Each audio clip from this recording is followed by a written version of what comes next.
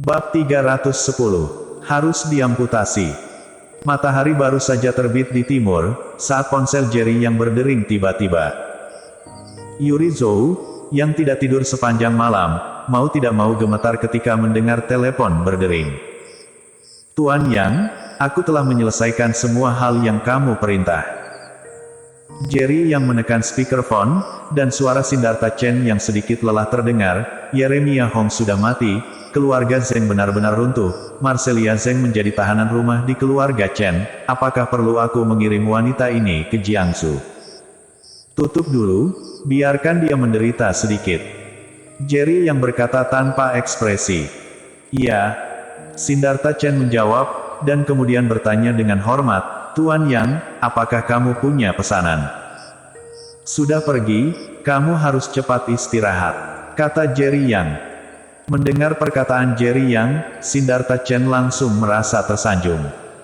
Jerry yang merilis seluruh percakapan melalui handsfree. Pada saat ini, hati Yuri Zhou sangat panik, meskipun dia tidak tahu siapa orang yang baru saja memanggil Jerry Yang, dia tahu bahwa keluarga Zheng telah benar-benar runtuh, dan bahkan Marcelia Zheng berada di bawah tahanan rumah. Apa yang harus kulakukan? Apakah pelacur itu, Marcelia Zheng, akan mengeksposku? Bagaimana Jerry yang akan berurusan denganku? Yuri Zhou berteriak panik di dalam hatinya, tubuhnya gemetar ketakutan. Namun, Jerry yang bahkan tidak memandangnya, seolah-olah dia benar-benar tidak tahu bahwa Yuri Zhou berpura-pura tertidur. Yang diinginkan Jerry yang adalah hasil ini, agar Yuri Zhou tahu betapa sengsaranya nasib keluarga Zheng. Ketakutan batin semacam ini lebih tak tertahankan daripada rasa sakit fisik. Karena Lesikin diberi obat tidur, dia tidur sangat nyenyak kali ini, dia biasanya bangun jam 6, tapi dia tidur sampai jam 8 hari ini, tapi dia masih dibangunkan oleh Jerry Yang. Ya Tuhan, kenapa aku tidur sangat nyenyak? Ini sudah jam 8. Setelah memeriksa waktu, Lesikin berbalik dari tempat tidur dan berkata dengan marah, mengapa kamu tidak membangunkanku lebih awal?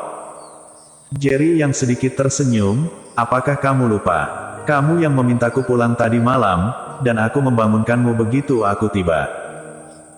Baru kemudian Lesikin sadar kembali, mungkin karena efek obatnya, dia masih merasa mengantuk, jadi dia menggosok pelipisnya dengan kuat.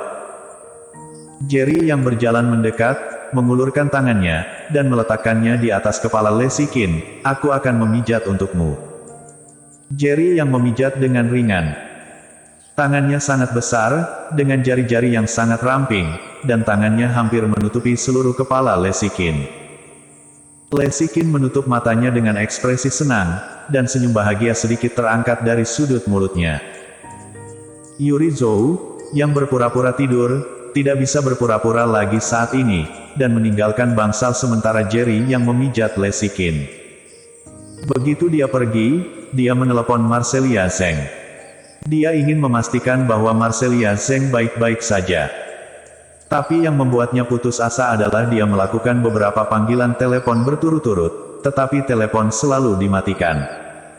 Mungkinkah Marcelia benar-benar menjadi tahanan rumah? Wajah Yuri Zhou pucat saat memikirkan panggilan telepon yang dijawab Jerry yang di pagi hari. Marcelia Zheng tidak dapat menghubungi, jadi dia menelepon Yuri Zhou lagi. Yuri, bagaimana kabar ayah? Setelah Yuri Zhou menelepon, dia dengan bijak bertanya kepada Tuan Zhou terlebih dahulu.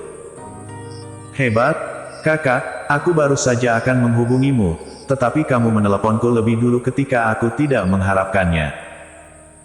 Yuri Zhou sangat gembira ketika dia mendengar suara Yuri Zhou, dan dengan cepat berkata, kakak, Marcelia diculik dari rumahnya kemarin pagi, dan kami belum menemukannya sampai sekarang, tolong bantu aku menemukannya.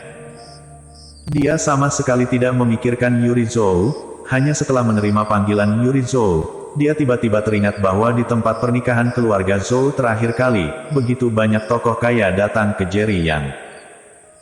Mendengar ini, ekspresi Yuri Zhou menjadi semakin pucat, dan dia akhirnya yakin bahwa Marcelia Zheng benar-benar ditempatkan di bawah tahanan rumah oleh Jerry Yang. Semakin dia memikirkannya, semakin dia merasa panik. Kakak, jangan diam. Marcelia adalah keponakanmu, kamu tidak bisa membiarkannya mati. Menantumu, bukankah kamu menyelamatkan kepala keluarga Han di ibu kota provinsi? Kamu menyuruhnya untuk segera mencari bantuan dari kepala keluarga Han, biarkan keluarga Han memobilisasi kekuatan keluarga, dan temukan Marcelia. Saat kami menemukan Marcelia, keluarga kami pasti akan pergi ke Jiangsu untuk berterima kasih secara pribadi. Mulut Yuli Zhou seperti senapan mesin, dia tidak memberi Yuli Zhou kesempatan untuk berbicara, dia banyak mengobrol. Yuli, bukan karena kakak tidak mau membantumu, tetapi kamu juga tahu bahwa Jerry Yang dan aku sama sekali tidak cocok, bagaimana dia bisa membantuku? Yuri Zhou berkata setenang mungkin, dia hanya memiliki satu pikiran di benaknya sekarang, dan itu adalah untuk melarikan diri. Jika ia terus tinggal, ketika David Qin bangun, Jerry Yang pasti akan membunuhnya. Yuli, kakek Marcelia adalah ketua grup Zheng He. Marcelia telah diculik sekarang, jadi keluarga Zheng tidak peduli. Yuri Zhou bertanya lagi. Yuli Zhou terisak-isak dan berkata, kakak, keluarga Zheng benar-benar runtuh. Bahkan Tuan Zheng sekarang dirawat di rumah sakit. Grup Zheng He telah disita. Apa? Yuri Zhou terkejut dan berkata, bagaimana mungkin keluarga sebesar keluarga Zheng runtuh secepat itu? Bagaimana mungkin? Dia merasa kakinya lemah dan dia bahkan tidak bisa berjalan. Yuli Zhou menangis dan berkata, kakak, jangan banyak bertanya. Keluarga Zheng benar-benar hancur. Sekarang tidak sebagus keluarga Zhou kita. Jika kamu tidak membantuku, tidak ada yang bisa membantu. Kakak, aku mohon, beritahu Jerry Yang untuk menengahi dengan cepat, dan memintanya untuk membantu menemukan kepala keluarga Han dan membantu kami menemukan Marcelia. Yuli Zhou menangis. Yuri Zhou sendiri dalam bahaya, jadi bagaimana dia bisa pergi ke Jerry Yang? Yuli, apa yang kamu bicarakan?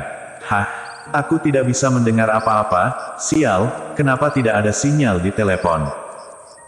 Yuri Zhou dengan sengaja meletakkan telepon dan berkata, lalu menutup telepon dan mematikannya. Apa yang harus aku lakukan? Yuri Zhou benar-benar merasa putus asa. Kondisi David Qin semakin membaik setiap hari, para ahli mengatakan bahwa dia dapat bangun kapan saja dalam beberapa hari ke depan. Yuri Zhou merasa menyesal untuk pertama kalinya.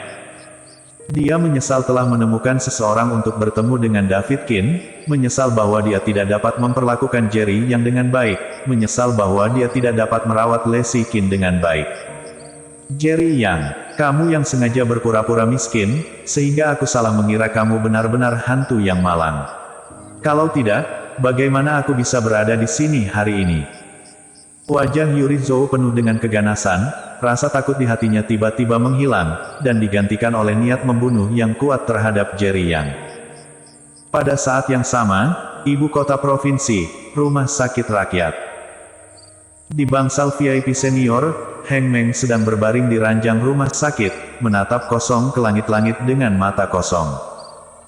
Dan tangannya terbungkus kain kasa putih tebal yang telah berlumuran darah merah. Nak, jangan lakukan ini terus. Kamu harus mengatakan sesuatu. Bahkan jika tidak ada ahli AI, ayah akan menemukan cara untuk menemukan dokter ajaib yang bisa merawat tanganmu. Ada ayah di sini, tanganmu akan baik-baik saja.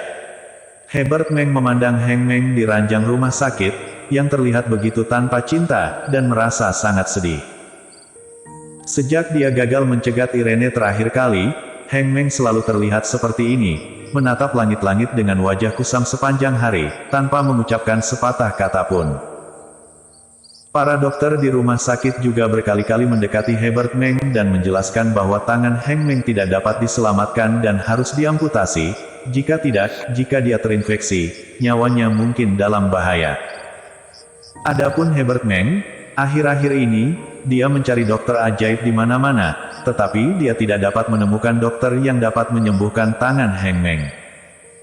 CEO Meng, tangan Tuan Muda Meng sudah terinfeksi parah, dan sebagian besar jaringannya telah mati. Kamu harus membuat pilihan. Dokter yang merawat Heng Meng, setelah memeriksa tangan Heng Meng, berkata dengan sungguh-sungguh, sekarang, satu-satunya cara untuk menyelamatkan hidup adalah dengan amputasi. Bersambung.